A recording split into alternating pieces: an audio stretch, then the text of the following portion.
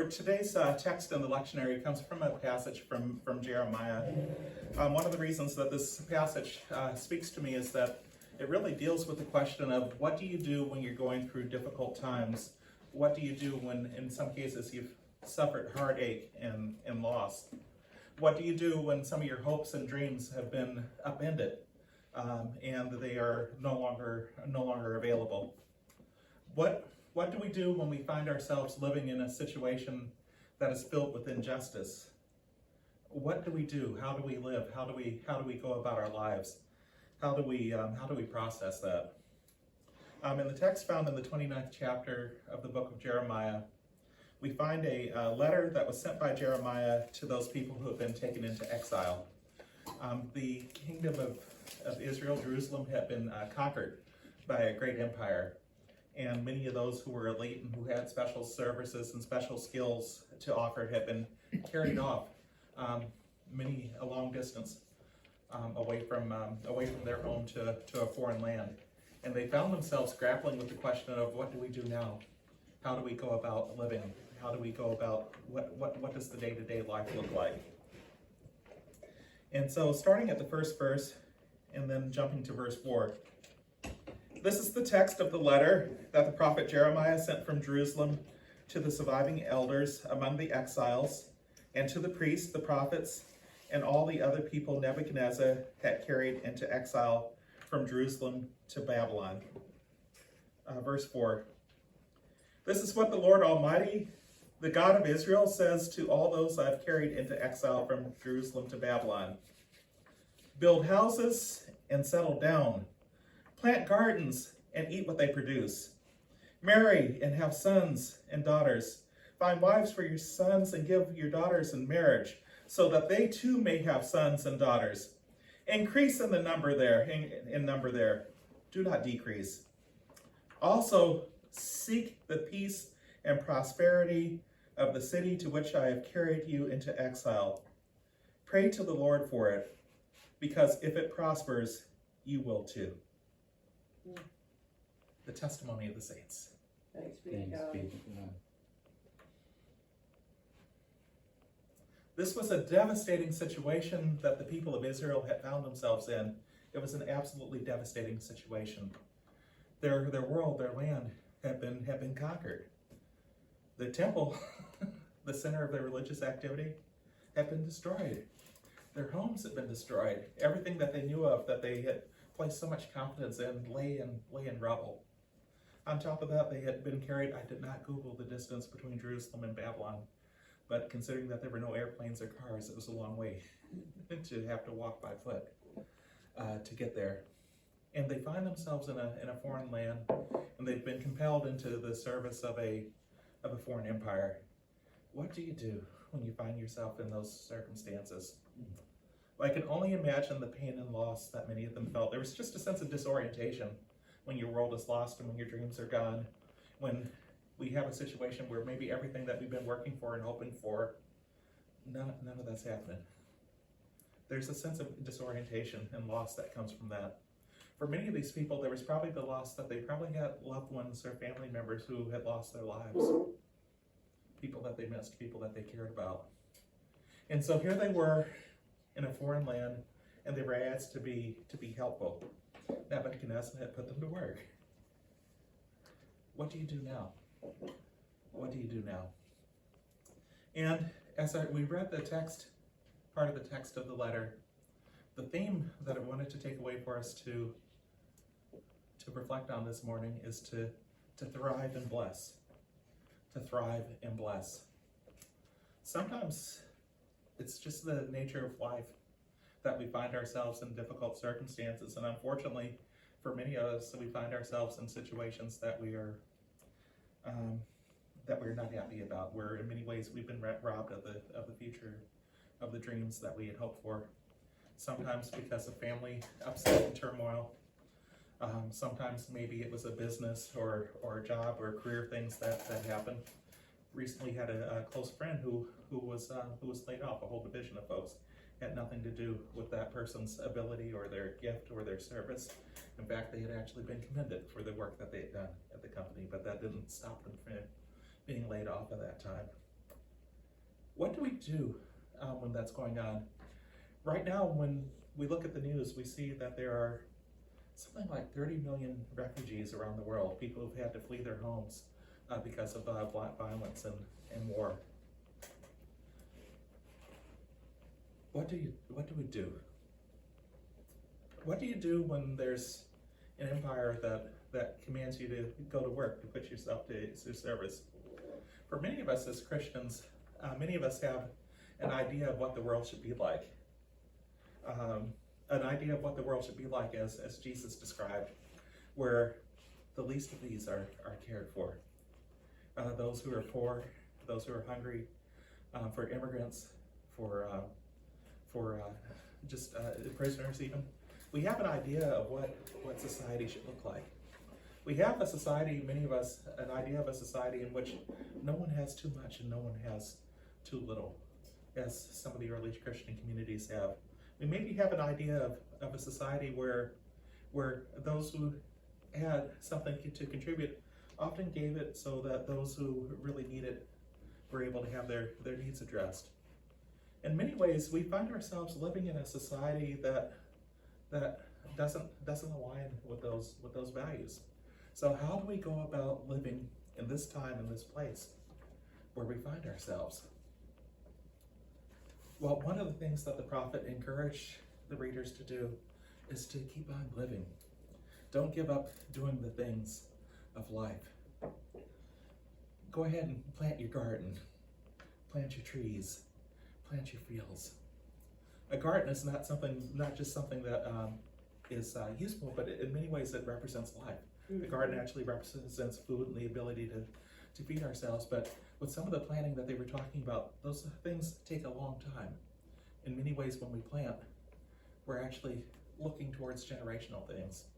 Some trees, some trees take a long time before they come to maturity. And so in many ways, we're invited to build lives for ourselves that can survive over the long haul. Not just living for the moment, but even in this situation, we continue to be hopeful, that we continue to have a hopeful stance towards the future and towards the world, that we do the things that will be a blessing for someone down the road.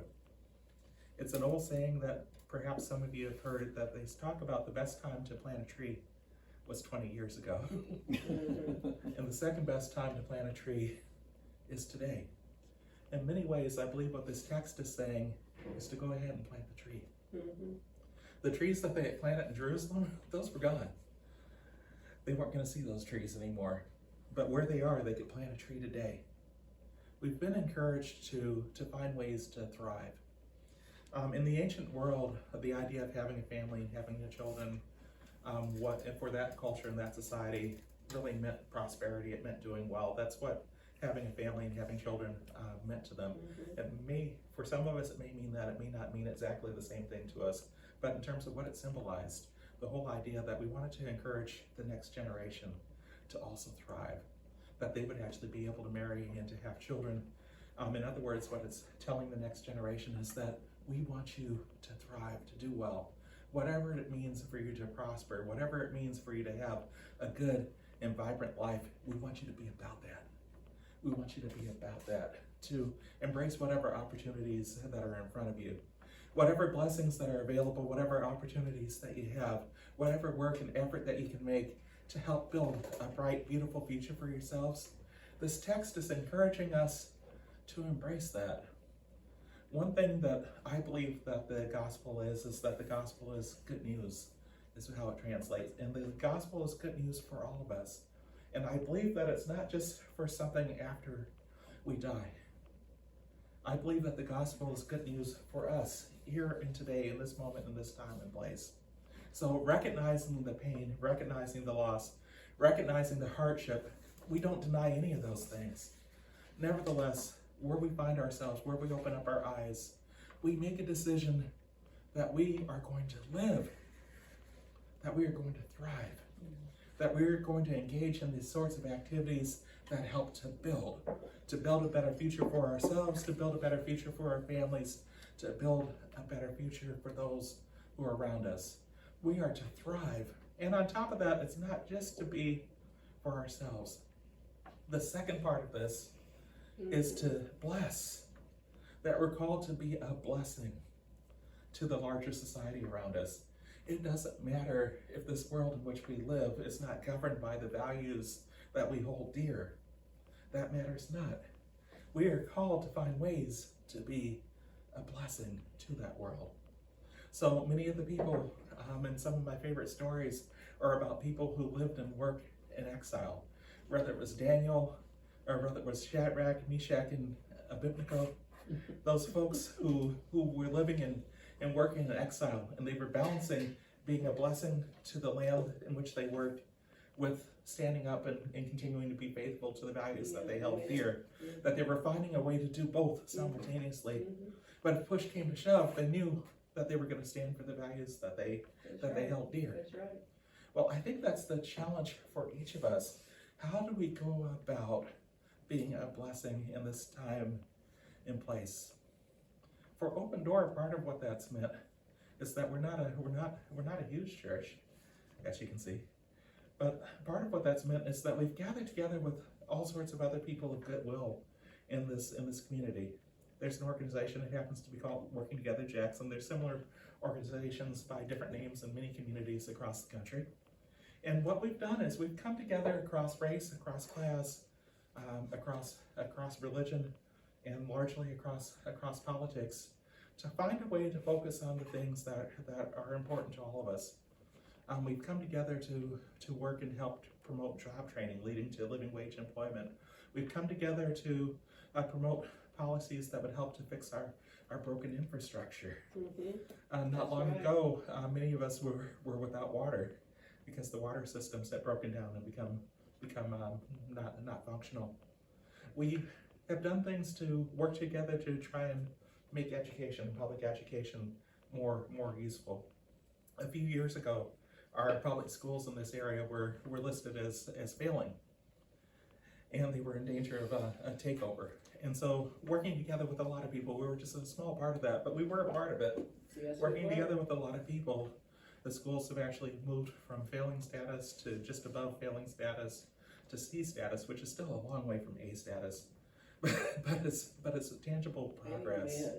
It is tangible progress that has been made. Here we didn't have a lot to offer, but in this community where we're at, many of the households, the families do not have the extra resources or enrichment. They don't have the money to get their kids in a lot of enrichment activities. Public education provides so much, but a lot of the activities that many of us like to see our kids involved in, art, music, sports, many of those things have to be paid for out of pocket by families. And a lot of those families didn't have the resources to do that. And so we did what we could do. One day a week for 4 years, we had opened up here. And we had some of the kids from the neighborhood come. And it gave them a safe place to come where they could engage in different activities. Computer lab, dance. Some of those kids are actually young adults now. And some of them actually came back just to tell us how much that meant to them. The point being is that sometimes we wait around for other people to be a blessing. One of my least favorite phrases that is often spoken is somebody should do something. Somebody should do something. How often do we hear that? And that's actually usually true. When I hear it spoken where someone says somebody should do something, that is almost always true. Somebody should do something about whatever it is. But I believe that we're invited to ask a slightly different question. What can I do? What can we do? Every single person in this room has gifting. Every single person in this room has ability. Every single person in this room can be a blessing to someone, somewhere, sometime. And what this text is encouraging us to do is even recognizing that the world is a long way from perfect. And if you notice in this text, there was no timetable for when the world was going to get better again. And in fact, the portion that we didn't read, the prophet warned is, hey, there's going to be a lot of people coming to you saying things are getting a lot better. Don't listen to them. I didn't send them. Things are going to be rough for a while. Well, I'm a part of a generation that expected that we would actually have all the problems of the world fixed and solved, and that we would be handing you off a clean slate. I really believe that. As it turns out, we haven't fixed the problems of the world, Josiah. And we're not handing you a clean slate in.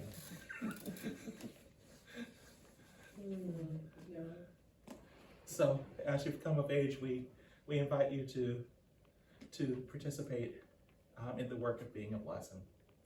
Wherever you find yourselves, find a way to be a blessing, even if it's just to one other person. Look for ways to bind together with other people, to find ways to make the most of whatever it is that you have, to be a blessing. That's one thing that we try to model and try to live here at Open Door, and we see that there's others that are doing it, not just at Open Door, but in many places in this community and beyond, finding a way to be the blessing that we can be. Ultimately, what this passage, I believe, invites us to do is it doesn't invite us to deny the problems of the world. It doesn't invite us to deny our pain or our anguish or our heartbreak. No, we don't live in denial. But even recognizing the problems and the hardships of the difficulties of this world, this passage invites us to live hopefully. This passage invites us to live joyfully. This passage invites us to find ways to thrive, find ways to engage in the activities that are personally meaningful and satisfying to us, to our families, to our communities, to embrace the good that is available, to make the most of it, to start even right here, even in what can sometimes be described as a bleak circumstance, to begin planting the trees and planting the gardens, knowing that at some point those gardens will grow, those trees will grow, there will be fruit, there will be produce, there will be a harvest, and that harvest will be a blessing. Go ahead and plant it today. Go ahead and celebrate today. Go ahead and be alive and thrive today. Peace be with you. Amen. Amen.